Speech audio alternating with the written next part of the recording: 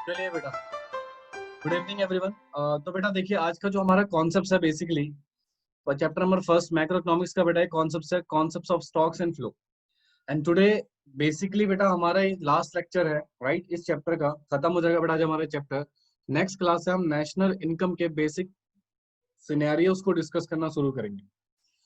फिलहाल हमारे पास दो कॉन्सेप्ट्स हैं बेटा, स्टॉक और फ्लो। देखिए, हम बहुत सारे वर्ड्स यूज करते हैं बेटा इकोनॉमिक्स में। जैसा आपने वर्ड यूज किया कैपिटल, आपने वर्ड यूज किया इनकम, आपने वर्ड यूज किया इन्वेस्टमेंट, आपने वर्ड यूज किया सेविंग्स, राइट? बहुत सारे वर्ड्स बेटा हम बेसिकली इकोनॉमिक्स में यूज करते हैं। अब जरा ध्यान से सुनिएगा, इन वर्ड्स को बेसिकली हम बोलते क्या है। तो दो कॉन्सेप्ट्स होते हैं बेटा, एक को स्टॉक कॉन्सेप्ट बोला जाता है या फिर फ्लो कॉन्सेप्ट बोला जाता है, ठीक है?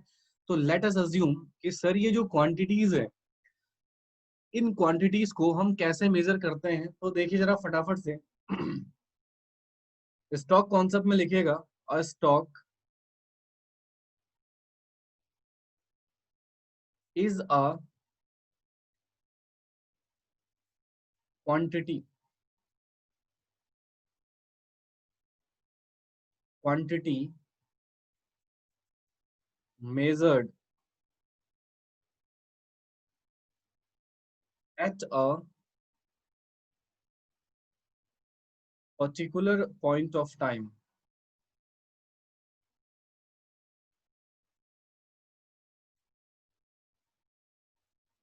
सर फ्लो का बेसिक मीनिंग क्या होता है? कहते हैं a flow is a quantity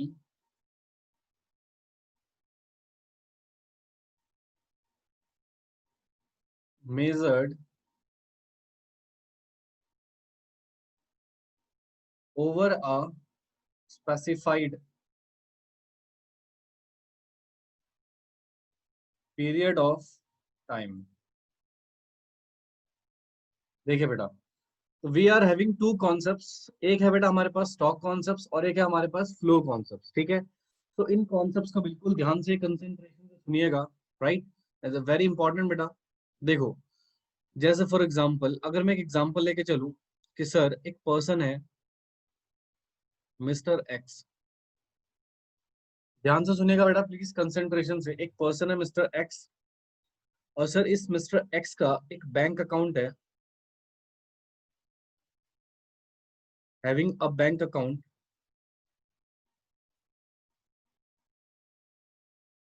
ठीक है?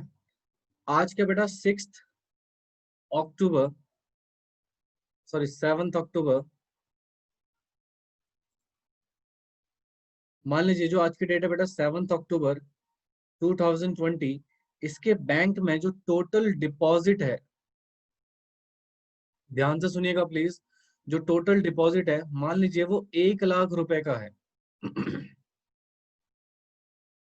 यानी कि सर टुडे मिस्टर एक्स के बैंक अकाउंट में जो टोटल डिपॉजिट है मैडम वो कितना है? 1 लाख रुपए का। अब ध्यान से सुनिएगा, जो 1 लाख रुपए है बेटा, इसको हम मेजर कैसे कर रहे हैं बेटा? एक पर्टिकुलर पॉइंट ऑफ टाइम पे, यानी कि the 7 October 2020 is a particular point of time. Yes. तो सर ऐसी किसी क्वांटिटी को जिसको पर्टिकुलर पॉइंट ऑफ टाइम पे मेजर किया जाता है, उसको बेटा हम स्टॉक कॉन्सेप्ट बोलते हैं। क्या बोलते हैं जी? Stock concept. इसी एग्जाम्पल को अगर मैं आगे कंटिन्यू करूं, इसी एग्जाम्पल को अगर मैं आगे कंटिन्यू करूं बेटा, मान लीजिए मिस्टर एक्स के बैंक अकाउंट से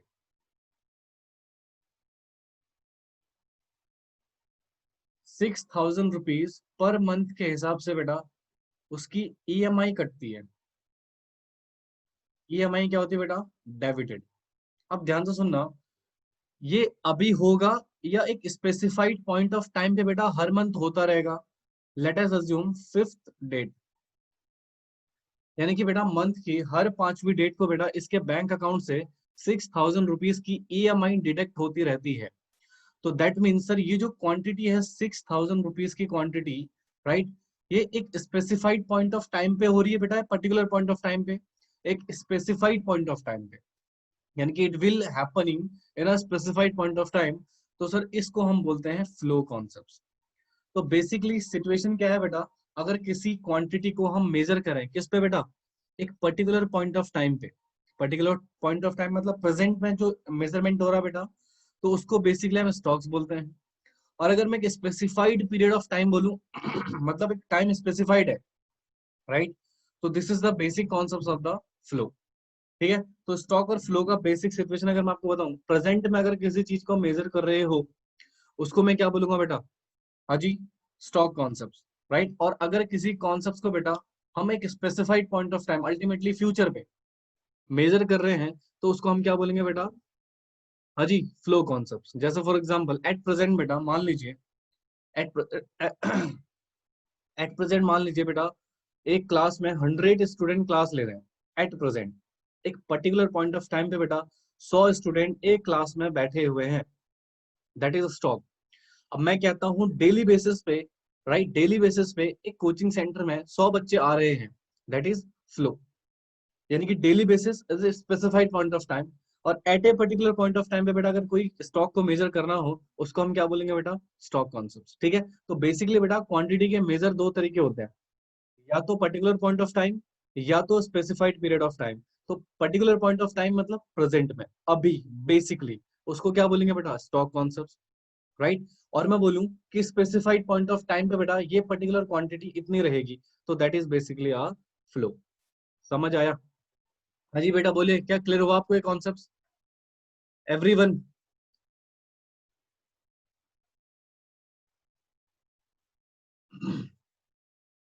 ठीक है, इसको नोट करो फटाफट से बेटा, note it on fast this example. चलिए यहाँ पर मैं कुछ एग्जांपल्स लिखूंगा बेटा, तो आपको मुझे बताना है वो स्टॉक है या फ्लो है, ठीक है जी। पहला एग्जांपल वेल्थ, दूसरा एग्जांपल इनकम, तीसरा एग्जांपल कैपिटल, चौथा एग्जांपल कैपिटल फॉर्मेशन। अभी रुक जाओ, पहले लिखने दो मुझे,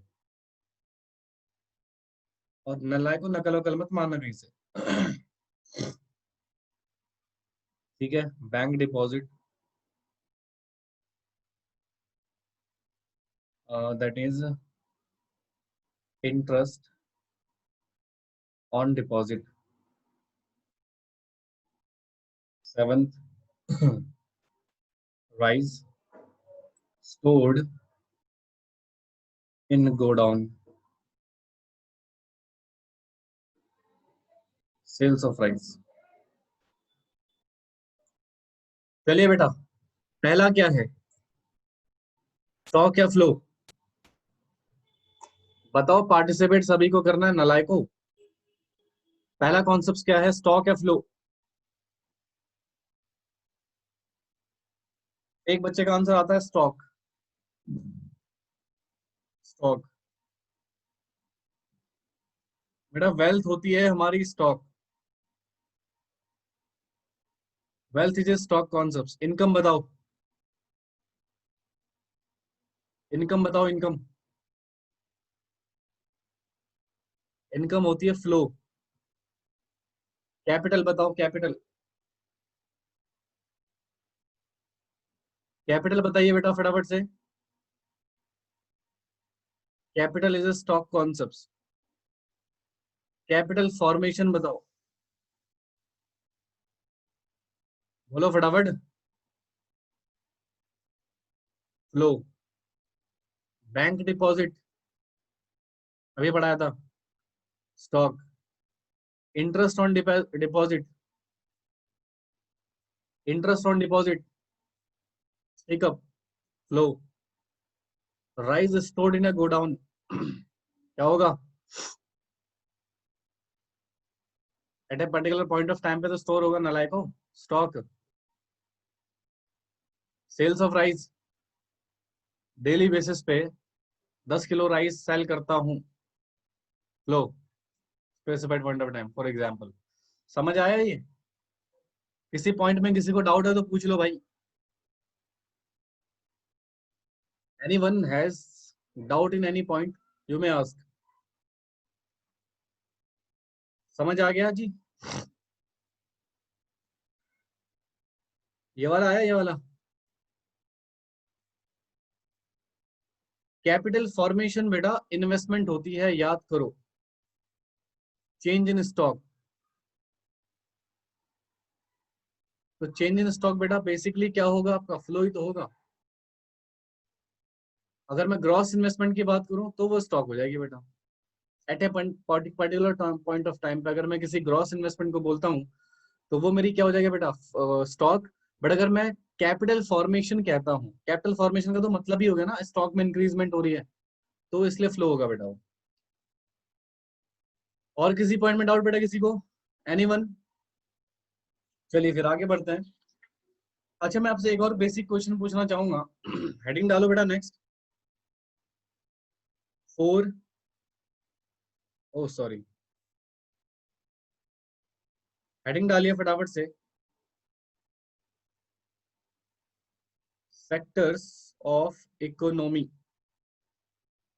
इकोनॉमी में कितने सेक्टर होते हैं जी? How many sector in economy? बताओ, how many sector in economy? कुछ बच्चे कह रहे हैं फोर, कुछ बच्चे कह रहे हैं थ्री। फोर, चार सेक्टर होते हैं बेटा।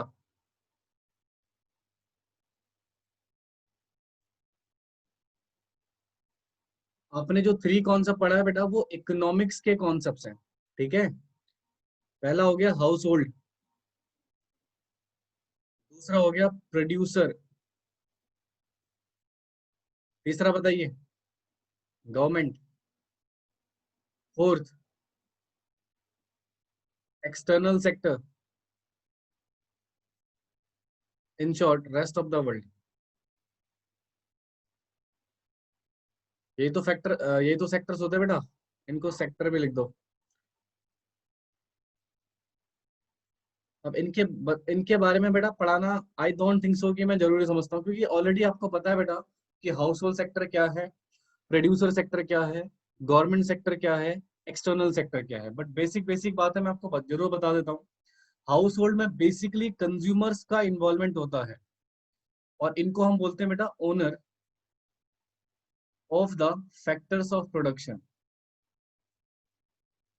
ये जो हमारे हाउस होल्ड सेक्टर के पर्सन होते हैं बेटा, ये बेसिकली कंज्यूमर होते हैं, सोसाइटी, राइट। बेसिकली सोसाइटी को बोलते हैं बेटा हम। और सोसाइटी बेटा ओनर होती है किस चीज की? फैक्टर्स की। अच्छा कोई बच्चा बताएगा फैक्टर का मतलब क्या होता है यहाँ पे? What do you mean by factor? बोलो जी। फैक्टर होते हैं बेटा हमारे पास लैंड, लेबर,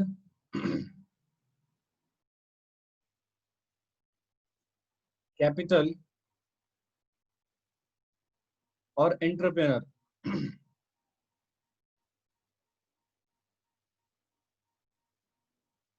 ठीक है, तो ये चार चीजें बेटा हमारी क्या होती हैं? फैक्टर्स। और इन फैक्टर का ओनर कौन होता है बेटा? हमारा society, in short house hold, ठीक है। और प्रोड्यूसर सेक्टर में कौन आता है बेटा? प्रोड्यूसिंग यूनिट, जिसका बेसिक सिचुएशन क्या होता है बेटा? प्रोडक्शन। किस चीज का प्रोडक्शन करते हैं सर ये? गुड्स एंड सर्विसेज का, ये तो पता ही होगा। गुड्स एंड सर्विसेज का बेटा बेसिक प्रोडक्शन यहाँ पे होता है। गवर्नमेंट सेक्टर बेसिकली किसके किसको बिलोंग करता है बेटा? गवर्नमेंट दो तरह के एक्ट करते हैं बेटा, government as a producer, producing unit, and government as a social welfare agency.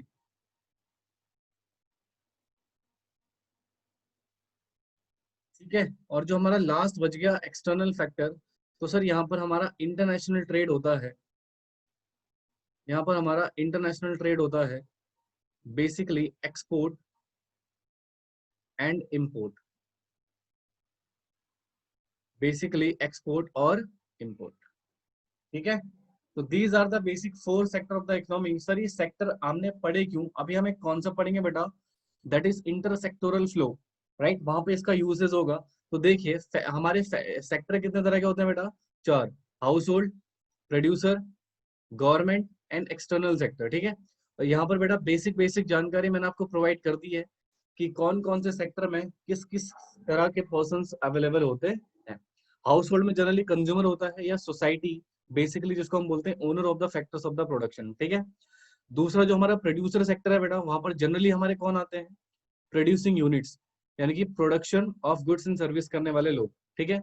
Government बेटा प्रोड्यूसिंग यूनिट भी होती है और सोशल वेलफेयर एजेंसी भी होती है। एक्सटर्नल सेक्टर मतलब इंपोर्ट और एक्सपोर्ट, बेसिक सिनेरियो इसमें आता है। समझ आया जी?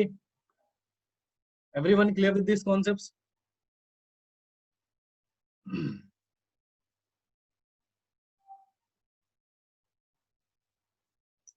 चलिए नोट कर लीजिए बेटा इसको फटाफट से, नोट इट डाउन।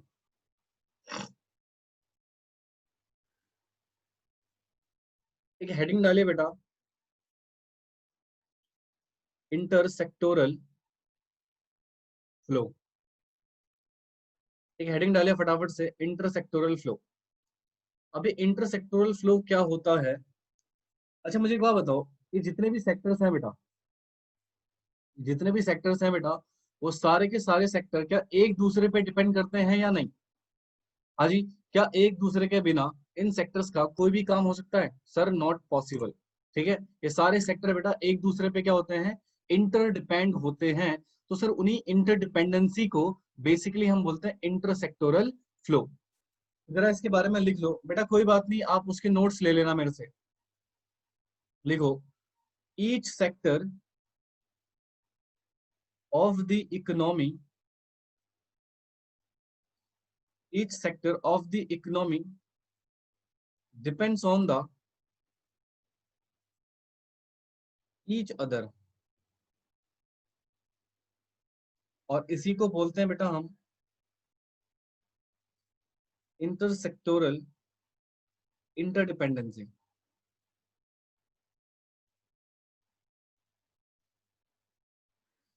ठीक है, अब इसी से बेटा दो तरह के फ्लो जनरेट होते हैं। हमारे पास दो तरह के फ्लो होते हैं बेटा, एक होता है मनी फ्लो और एक होता है बेटा रियल फ्लो। एक क्या होता है बेटा हमारे पास, मनी फ्लो, और एक क्या होता है हमारे पास, रियल फ्लो। अब कहते हैं सर रियल फ्लो और मनी फ्लो क्या होता है? कहते हैं money flow refers to the flow of money, the flow of money across different sectors of the economy। ठीक है जी। और रियल फ्लो का मतलब होता है refers to the flow of, refers to the flow of goods and services across different sector of economy। ठीक है जी। तो बेसिकली यहाँ पर दो तरह के कॉन्सेप्ट्स आते हैं बेटा हमारे, अभी हम इनको पढ़ेंगे भी प्रॉपर फ्लोज के साथ। एक होता है मनी फ्लो और एक होता है real flow. Basically money flow क्या होता है सर, जहां पर मनी का फ्लो हो रहा होता है बेटा सेक्टर्स के बीच में, यानी कि हाउस होल्ड, प्रोड्यूसर, गवर्नमेंट और एक्सटर्नल सेक्टर जो आपने पढ़ा था, अगर इन सेक्टर के बीच में बेटा मनी का फ्लो हो रहा है एक एक सेक्टर से दूसरे सेक्टर तक, तो उसको हम बेसिकली मनी फ्लो के नाम से जानते हैं बेटा। और रियल फ्लो में बेसिकली किस चीज का बेटा फ्लो हो रहा होता है, गुड्स एंड सर्विसेज का फ्लो हो रहा होता है बेटा across the different sector of the economy, तो उसको हम बोलते हैं रियल फ्लो।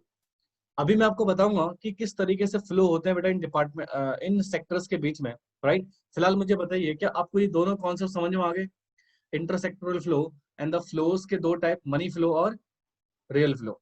हाँ जी बेटा, क्या ये टॉपिक क्लियर है आपको, टू एवरीवन? ठीक है, इसको नोट करो फटाफट से। सर जो इंटरसेक्टोरल फ्लो है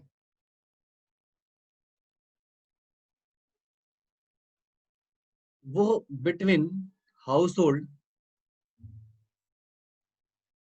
एंड प्रोड्यूसर सेक्टर वाला ही टॉपिक आपके सिलेबस में गिवन है। बाकी सेक्टर का इंटरसेक्टोरल फ्लो बेटा आपके सिलेबस में नहीं दिया हुआ है, ठीक है, तो उसको बेटा हम पढ़ेंगे भी नहीं।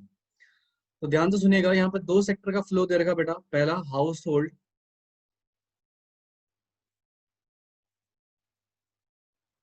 हाउस होल्ड सेक्टर, और दूसरा है बेटा हमारे पास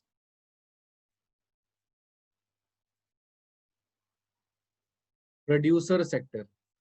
तो आप देखते हैं ये किस तरीके से एक्ट करता है। तो 2 मिनट बेटा प्लीज लिखेगा कोई भी नहीं, इधर 2 मिनट कंसंट्रेशन से सुनिए, आपको समझ में आ जाएगा बेटा। ये देखो बेसिकली हमने एक कॉन्सेप्ट पढ़ा था सर यहाँ पे कि सर जो हमारे हाउस होल्ड होता है ये बेसिकली सोसाइटी है, और सोसाइटी को हम बेसिकली क्या मानते हैं बेटा, owner of the factors.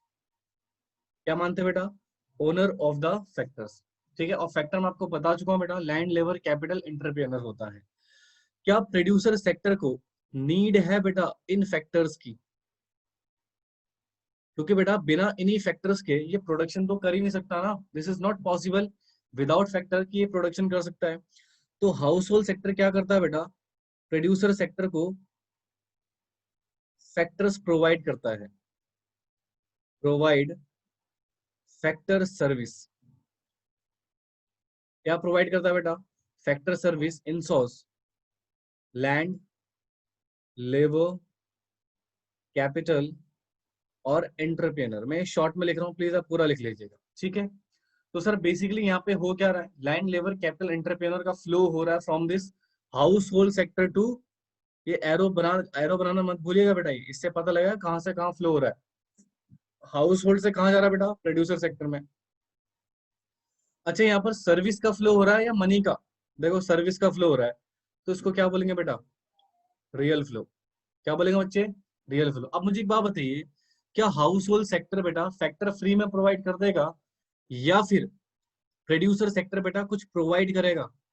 Sir ये फैक्टर पेमेंट करेगा जी। क्या करेगा बच्चे, फैक्टर पेमेंट, फैक्टर के बदले पेमेंट करेगा ना। बेटा लैंड को क्या प्रोवाइड करेगा, रेंट या रॉयल्टी वट, लेबर को वेजेस, कैपिटल को इंटरेस्ट, और जो एंटरप्रेनर बच गया बेटा वो प्रॉफिट लेके जाएगा। तो अल्टीमेटली बेटा यहाँ पे क्या हो रहा है, इस सेक्टर से इस सेक्टर में डोंट यू थिंक मनी का फ्लो हो रहा है बेटा। तो this is basically called money flow. अब मुझे एक बात बताइए सर, हाउस होल्ड सेक्टर ने फैक्टर दिए प्रोड्यूसर सेक्टर को, नाउ इन फैक्टर से बेटा ये क्या करेगा, प्रोडक्शन। तो प्रोडक्शन से गुड्स एंड सर्विसेज बेटा किसको प्रोवाइड करेगा, इसी सेक्टर को तो देगा, इसी सेक्टर को बेटा गुड्स एंड सर्विस प्रोवाइड करेगा ना। हाँ जी बिल्कुल, गुड्स एंड सर्विसेज बेटा प्रोवाइड करेगा किसको, इसी सेक्टर को। तो एक बात बताइए, क्योंकि कंज्यूमर बिलोंग करता है बेटा यहाँ पे, अब हाउस होल्ड सेक्टर से, सॉरी हाउस होल्ड सेक्टर को क्या रिसीड हो रहा है बेटा, goods and service, don't you think is a real flow. अब क्या बेटा हाउस होल्ड सेक्टर भी पेमेंट करेगा बेटा, हाँ सर बिल्कुल। तो हाउस होल्ड सेक्टर क्या करेगा बेटा, पेमेंट करेगा किसको, पेमेंट करेगा बेटा गुड्स और सर्विसेज के बदले बेटा किसको, प्रोड्यूसर सेक्टर को। तो क्या यहाँ पर मनी का फ्लो होगा, तो उसको क्या बोलेंगे बच्चे, मनी फ्लो।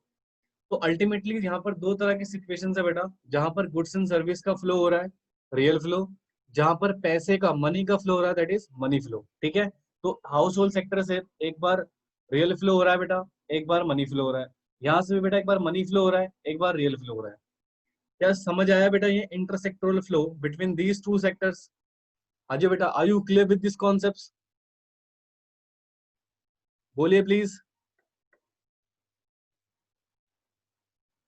तो इनको ना नंबरिंग प्रोवाइड कर देना बेटा, नंबरिंग दे देना इनको, पहला, दूसरा, तीसरा, चौथा। ठीक है, तो इसके साथ बेटा ये चैप्टर हमारा हो गया खत्म। इतना ही है बेटा इस चैप्टर में, बाकी हम नेक्स्ट क्लास में स्टार्ट कर देंगे बेटा हमारा national income, most important chapter. इसकी एक भी क्लास कोई बच्चा मिस नहीं करेगा बेटा। ठीक है, और इसमें जितनी भी थ्योरी हमने पढ़ी थी चैप्टर नंबर 1 में बेटा, वो सारी थ्योरी बेटा इस चैप्टर नंबर 2 में काम आने वाली है। तो इसलिए प्रॉपरली चैप्टर नंबर 1 में मैंने जितना भी आपको पढ़ाया है उसको अच्छे से रिवाइज कर लेना। ठीक है जी, और जो स्टूडेंट बेटा यूट्यूब से क्लासेस ले रहे हैं प्लीज आप लोग भी अपने नोट्स वगैरह प्रिपेयर रखना अच्छे से, और प्रॉपर क्लासेस लेते रहा करो बेटा, रिकॉर्डिंग्स वगैरह अवेलेबल हैं, आप प्रॉपरली क्लासेस लेते रहा करो। ठीक है जी, बाकी चलिए बेटा, आज की क्लास यही समाप्त करते हैं, बाकी मिलते हैं आपसे नेक्स्ट क्लास में। इसको बना लीजिएगा नोट्स को बेटा प्लीज, ठीक है? चलिए बाय बाय।